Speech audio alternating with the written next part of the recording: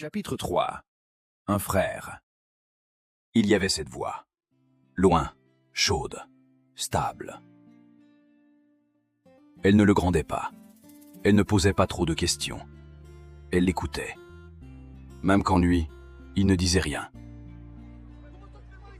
Dans le foyer, les autres gamins criaient, cassaient, insultaient pour exister. Lui, il se planquait sous les couvertures avec un vieux Nokia rafistolé, le combiné collé à l'oreille, son cœur suspendu à la ligne grésillante qui le reliait à Saïd, son grand frère, resté au pays. Il ne se souvenait pas de sa mère. Rien. Pas un regard, pas une voix, pas même une ombre. On lui avait dit qu'elle était morte en le mettant au monde. Alors il s'est accroché à lui, à Saïd, ses bras, sa voix qui disait « Dors, petit frère, dors ». Pendant que tout autour, le monde faisait semblant de ne pas voir deux enfants seuls.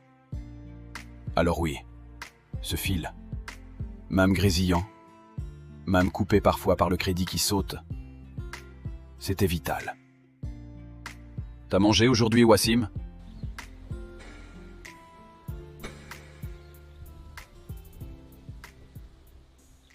T'as pas besoin de parler.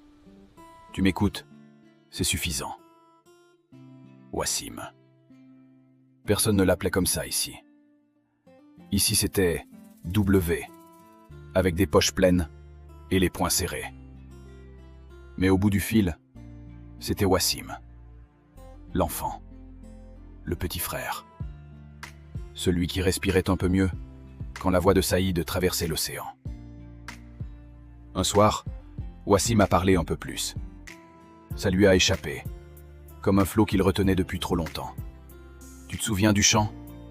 Là-bas, près du grand figuier? Bien sûr que je me souviens. On partait à l'aube. T'avais mon sac sur l'épaule. Tu me faisais grimper sur ton dos quand j'en pouvais plus. T'étais pas bien lourd. Et après, le marché. Le bol de soupe.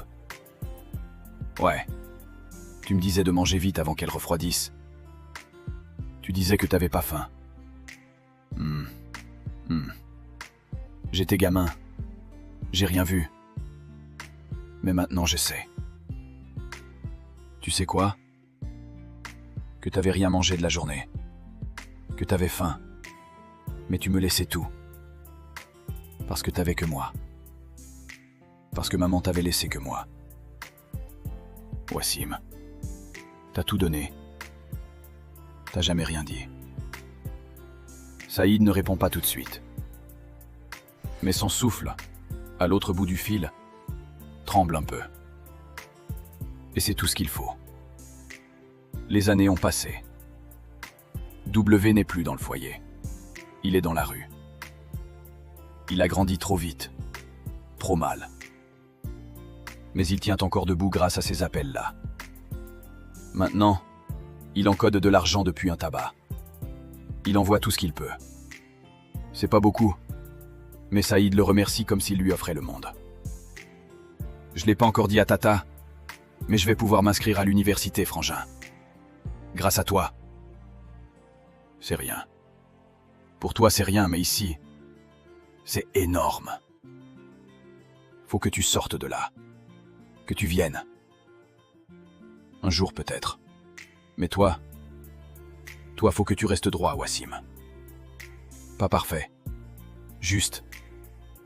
Droit. C'est dur ici. Je sais. Mais t'es pas seul. Je suis là. Il raccroche.